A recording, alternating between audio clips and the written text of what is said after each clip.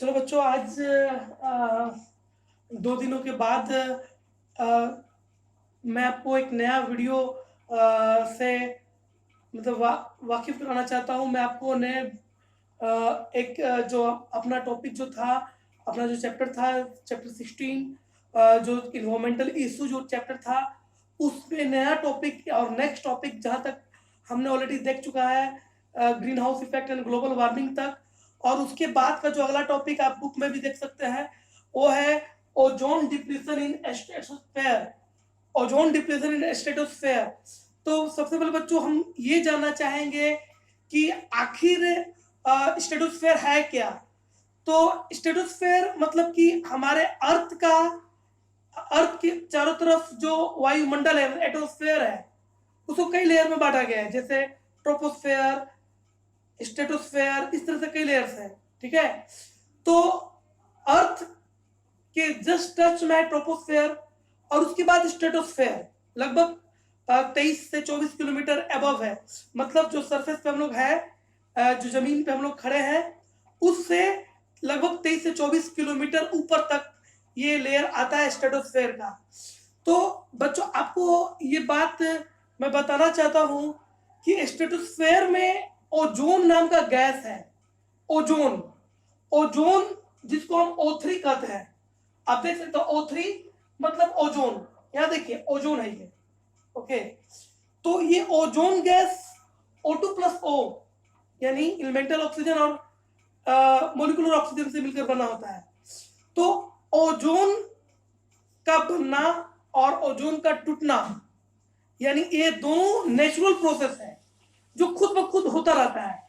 और इसमें जो की फंक्शन है, जो मेन रोल है, वो है यूवी रेडिएशन का।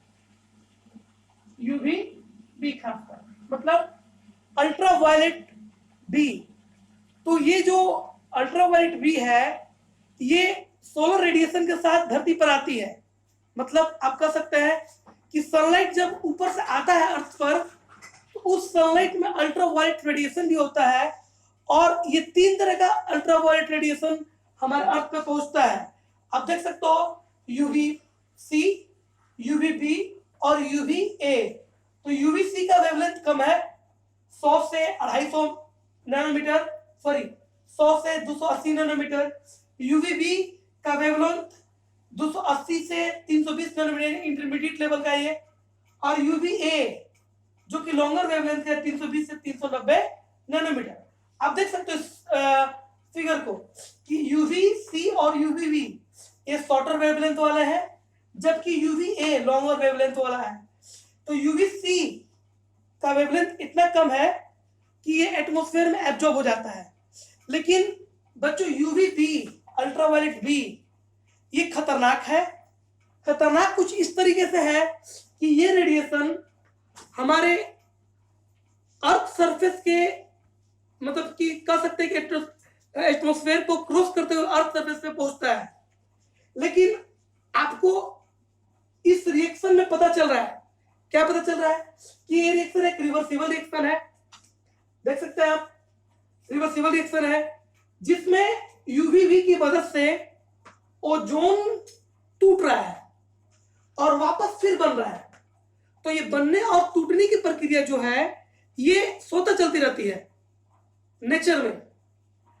और इस तरीके से हमारे एटमॉस्फेयर में, खासकर एटमॉस्फेयर के स्ट्रेटोस्फेयर लेयर में जो ओजोन लेयर का परत है, वह उस हार्मफुल यूवी रेडिएशन को एब्जॉर्ब कर लेता है। इसलिए हम प्लांट्स, एनिमल्स, जितने भी लिविंग्स हैं इस धरती पर, उसके हार्मफुल इफेक्ट से बच जाते हैं, यूवीवी के हार्मफुल इफेक्ट से बच जाते हैं। बट आपको यह भी जानना होगा कि कुछ ऐसे भी सबस्टांसेस हैं जिसे हम ओडीएस, ओडीएस मतलब ओजोन डिप्लीटिंग सबस्टांसेस कहते हैं, जैसे क्लोरोफ्लोरोकार्बन, जैसे सल्फर डाइऑक्साइड, जैसे नाइट्रोजन ऑक्साइड। तो ये कुछ ऐसे सबस्टांस हैं जिसे हम ओजोन डिप्लीटिंग सबस्टांस कहते हैं। मतलब ये सबस्टांस जो है ओजोन लेयर को परमानेंटली डिस्ट्रक्ट कर सकते हैं, बर्बाद कर सकते हैं। तो अब आप ये भी जानिए कि ये जो ओजोन डिप्लीटिंग सब्सटेंसेस है, ओडीएस, ओडीएस प्रोड्यूस कैसे होते हैं? तो ओडीएस प्रोड्यूस होते हैं हमारे इंडस्ट्री के द्वारा। हम लोगों ने जो बड़े बड़े देशों ने जो इंडस्ट्रियल सेटअप किया है, तो उस इंडस्ट्रियल सेटअप के द्वारा यानी इंडस्ट्रीज के द्वारा ओडीएस यानी ओजोन डिप्लीटिंग सब्सटेंसेस जैसे सल्फर डाइऑक्साइड, नाइट्रोजन ऑक्साइड उत्पन्न होता है, क्लोरोफ्लोरोकार्बन भी उत्पन्न होता है। तो आपको तो ये पता और भी है कि जो हम कॉस्मेटिक्स आइटम्स इस्तेमाल करते हैं जैसे ब्लीचिंग, तो ब्लीचिंग में भी क्लोरीन गैस है, तो वो भी कहीं ना कहीं क्लोरोफ्लोरोकार्बन के निर्माण में मुख्य भूमिका निभाता है। तो इस तरीके से कॉस्मेटिक्स आइटम्स, सेविंग क्रीम हो गया, कई तरह के क्रीम्स हो गए, उनसे भी क्लोरीन गैस उत्पन्न होता है और ये आगे चल क्लोरोफ्लोरोकार्बन का निर्माण करता है। और तो और हमारे इंडस्ट्रियल जो स्मोक होते हैं, जो इंडस्ट्री के धुएं होते हैं, उसमें भी chlorofluorocarbon, sulphur dioxide, nitrogen oxide जैसे ओजोन डिप्लीटिंग सब्सटेंसेस मौजूद होते हैं, जो इस यूजफुल ओजोन लेयर को परमानेंटली डिस्ट्रॉय कर सकते हैं, बर्बाद कर सकते हैं। एक छोटा सा एग्जांपल मैं आपको बोर्ड पे समझा रहा हूं। जैसा कि आप देख सकते हैं क्लोरोफ्लोरोकार्बन CFCl3 जब ये पड़ता है, सॉरी CFCl3 ये अगर एटमॉस्फेयर में मौजूद है तो ये CFCl3 UVC जो कि एब्जॉर्ब हो जाता है। मैंने आपको पहले बताया था कि UVC जो है उसका वेवलेंथ कम है, इसलिए एटमॉस्फेयर में एब्जॉर्ब हो जाता है, स्ट्रेटोस्फेयर में एब्जॉर्ब हो जाता है। तो अगर ये क्लोरोफ्लोरोकार्बन हमारे स्ट्रेटोस्फेयर में पहुंच गया तो UVC के द्वारा ये टूटकर CFCl2 + Cl बन जाएगा। मैं आपको फिर से बताता हूं कि ओजोन यानी O3 का बनना और टूटना यानी इसका कंस्ट्रक्शन और इसका डिस्ट्रक्शन ये एक नेचुरल फेनोमेनन है जो हमेशा होता रहता है और इसमें UVB रेडिएशन की मुख्य भूमिका है। लेकिन आप इस बात को जानिए कि अगर ओजोन डिप्लीटिंग सब्सटेंसेस ODS अगर हमारे एटमॉस्फेयर खासकर स्ट्रेटोस्फेयर में मौजूद है तो किस तरीके से हमारे ओजोन को नुकसान पहुंचाते हैं उसका एग्जाम्पल हम यहां देखने जा रहे हैं। आप देख सकते हैं क्लोरोफ्लोरोकार्बन CFCl3 ये रिएक्ट करता है UVC से, यानी UVC के कारण ये स्प्लिट हो जाता है, टूट जाता है CFCl2 और Cl में, एलिमेंटल Cl में, और ये CFCl2 फिर आगे चलकर UVC के द्वारा टूटता है CFCl + Cl में। ओके, देख सकते हैं इसका रिएक्शन आप बोर्ड पे। फिर ये Cl यानी क्लोरीन गैस जो अलग हो गया, इंडिविजुअल हो गया, आइसोलेट हो गया, अब ये ओजोन के साथ रिएक्ट कर रहा है, आप देख सकते हो इस फिगर में, और ये फाइनली ओजोन को परमानेंटली डिस्ट्रक्ट कर देता है। यहाँ पे ये रिवर्सिबल रिएक्शन नहीं है, यहाँ पे मैंने रिवर्सिबल रिएक्शन का एरो नहीं दिया, इसका मतलब कि ये परमानेंटली डिस्ट्रक्ट हो रहा है ओजोन, किसकी मदद से? तो क्लोरीन गैस की मदद से। क्लोरीन गैस कहां से आया? तो क्लोरीन गैस आया क्लोरोफ्लोरोकार्बन से। क्लोरोफ्लोरोकार्बन क्या है?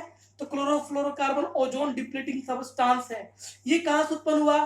तो हमारी इंडस्ट्री से, हम जो कॉस्मेटिक्स आइटम इस्तेमाल करते हैं उनसे ये उत्पन्न होता है, इसलिए इनको हम ओजोन डिप्लीटिंग सब्सटेंस कहते हैं जो ओजोन को परमानेंटली डिस्ट्रक्ट कर सकते हैं, जिसका एग्जांपल आप यहाँ पे देख सकते हैं।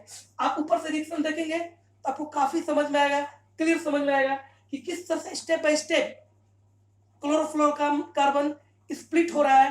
पहला स्टेप में UVC से स्प्लिट होकर ये इस फॉर्म में, सिंपल फॉर्म में टूटा, और फिर सिंपल फॉर्म फिर जाकर और सिंपल फॉर्म में टूट जाता है, और CFCl अलग अलग तरीके से क्लोरीन गैस जो अलग हुआ वो फिर ओजोन से रिएक्ट करता है और ओजोन को तोड़ देता है परमानेंटली। ओके बच्चों, फिर देखिए यहाँ पे नीचे ClO, फिर ClO ओजोन के साथ रिएक्ट करता है, और फिर यहाँ पे आप देखो Cl + ट्वाइस O2 यानी ओजोन परमानेंटली डिप्लीट हो जाता है। और ये एक बहुत बड़ा चिंता का विषय है। चिंता का विषय इसलिए है कि अगर ओजोन गैस का परत नहीं रहेगा स्ट्रेटोस्फेयर में, यानी ओजोन गैस का अगर लेयर हमारे एटमॉस्फेयर में नहीं रहेगा, तो आप समझ सकते हो कि UVB रेडिएशन जिसका डीप पेनिट्रेशन है, जो कि बहुत गहराई तक जाकर मतलब कि पेनिट्रेट कर सकता है, धस सकता है। तो यूवी बी रेडिएशन ओजोन न रहने के कारण ये सीधे हमारे अर्थ पर आएगा, और ये अगर हमारे अर्थ पर आएगा तो हमारे चेहरे पे पड़ेगा, स्किन पे पड़ेगा, स्किन सेल्स को डैमेज करेगा, जिससे स्किन कैंसर और एजिंग, मतलब अगर डायरेक्ट अगर यूवी रेडिएशन यानी यूवी बी अगर ओजोन लगता है तो सीधे अर्थ पे आएगा और हमारे चेहरे पर, स्किन पे पड़ेगा, बॉडी पे पड़ेगा, जिससे कि आपके स्किन सेल्स डैमेज हो जाएंगे और स्किन कैंसर का चांस है, बनता है। दूसरा केस, अगर ये रेडिएशन आंखों पर पड़ेगा तो आंखों में स्नो ब्लाइंडनेस, मतलब जो कॉर्निया है उसमें स्वेलिंग हो जाएगी और ये एक व्हाइट कलर का अपीयरेंस, जो ब्लैक पार्ट है अंदर का उसमें व्हाइट कलर का अपीयरेंस आ जाएगा। इस कंडीशन को हम स्नो ब्लाइंडनेस कहते हैं, जिससे हम देख पाने में असक्षम हो जाएंगे। तीसरा, ये O3 जो है ये कई एनिमल्स के बच्चों को ब्लाइंड कर सकता है। चौथा, O3 नहीं बच्चों, यूवीबी रेडिएशन कई जानवरों के बच्चों को हमेशा परमानेंटली अंधा कर सकता है। यूवीबी रेडिएशन हमारे डीएनए में म्यूटेशन कर सकता है, म्यूटेशन के कारण कैंसर के साथ साथ और कई तरह की जेनेटिक डिजीज होने की संभावनाएं हैं। जेनेटिक डिजीज मतलब वैसा रोग जहां पे डीएनए, हमारे सेल में मौजूद डीएनए डैमेज हो जाता है, डीएनए का सीक्वेंस चेंज हो जाता है और हमारे बॉडी का कैरेक्टर यानी जो प्रॉपर्टीज है वो चेंज हो जाता है। वैसे रोग को हम जेनेटिक डिजीज कहते हैं। तो यूवी रेडिएशन कहीं ना कहीं हमारे डीएनए को नुकसान पहुंचाता है, जिससे जेनेटिक डिजीज होने का चांसेस बढ़ता है। इसके अलावा आपको पता होना चाहिए कि यूवी रेडिएशन एग्रीकल्चर प्रोडक्टिविटी को भी कम कर देता है। यानी आप समझ लो कि अगर ओजोन ना रहे तो यूवी रेडिएशन, जो हार्मफुल यूवी रेडिएशन है, खासकर यूवी बी, वैसे तो यूवी सी और यूवी बी दोनों नुकसानदायक हैं, लेकिन यूवी बी ज्यादा नुकसानदायक है, इंटरमीडिएट वेवलेंथ का है, इसका डीप पेनिट्रेशन है, इसलिए ज्यादा नुकसानदायक है। ओजोन के न रहने पर ये रेडिएशन सीधे धरती पर आएगा और हमारे लिविंग सिस्टम को, हमारे लिविंग वर्ल्ड को भारी नुकसान पहुंचाएगा। अब बच्चों हम ये आज डिस्कस करना चाहते हैं कि क्या ओजोन का डिस्ट्रक्शन यानी अर्थ पर जहां पे स्ट्रेटोस्फेयर में ओजोन नहीं है, क्या कहीं देखा गया? तो यस, देखा गया। कहां देखा गया? अंटार्कटिका के ऊपर। Antarctica that is near to the south pole, यानी अर्थ का जो पोल है साउथ पोल और नॉर्थ पोल, तो साउथ पोल के पास अंटार्कटिका है और अंटार्कटिका में इस तरह का होल देखा गया है। और खासकर कब? ठंडी के समय में। ठंडी के समय में चूंकि अंटार्कटिका पर धूप नहीं पड़ता है, पोलर एरिया यानी साउथ पोल पर धूप नहीं पड़ता है, तो धूप नहीं पड़ने के कारण वहां का टेम्परेचर -85 डिग्री सी, मैं रिपीट कर रहा हूं, -85 डिग्री सी हो जाता है। और इस लो टेम्परेचर के कारण जो विंड है, हवा, वो बाकी दुनिया के हवा से अलग होकर ये एकत्र होकर कहां चले जाते हैं? अंटार्कटिका के ऊपर। और ये आइस क्लाउड्स, मतलब ये जो हवा है वो अलग अलग विकसित देश जैसे रसिया, जापान, ये उन एरिया का जो हवा है ये एक्सट्रीमली कोल्ड यानी बहुत ठंडी मौसम जो अंटार्कटिका में हो गया है स्प्रिंग सीजन में, ठंडी के समय में, तो ये जो विंड है वो पूरी दुनिया से इकट्ठा होकर स्प्रिंग टाइम में अंटार्कटिका के ऊपर एकत्र हो जाता है। और इस कारण से जो डेवलपिंग कंट्री में जो धुएं निकलते हैं और उस धुएं में ओजोन डिप्लीटिंग सब्सटेंस जैसे क्लोरोफ्लोरोकार्बन, जैसे नाइट्रोजन ऑक्साइड, जैसे सल्फर डाइऑक्साइड, ये उस हवा के साथ साथ जो हवा आपका ये क्या बोल सकते हैं उसको हम, कि ठंडी के कारण अट्रैक्ट हो जाते हैं साउथ पोल पर, तो उस हवा के कारण पूरी दुनिया से जो एयर पोल्यूशन है यानी जो पोल्यूटेड एयर है वो भी इस अंटार्कटिका के क्षेत्र में पहुंच जाता है। और प्रत्येक साल हम उस क्षेत्र में ओजोन होल देख सकते हैं, वैज्ञानिकों ने इसे देखा है। इसलिए आज प्रयास ये होनी चाहिए कि अधिक से अधिक हम काम ऐसा करें कि इंडस्ट्रियल इफ्लुएंट यानी जो बड़े-बड़े उद्योगों से धुएँ बाहर आते हैं, उस धुएँ में कम से कम ओज़ोन डिप्लीटिंग सब्सटेंस मौजूद हो, ताकि ये हमारे ओज़ोन लेयर को नुकसान ना पहुँचे और हम कई तरह के कैंसर, स्किन कैंसर, एजिंग, समय से पहले एजिंग यानी बुढ़ापा जैसी समस्याओं से बच सकें। Thank you.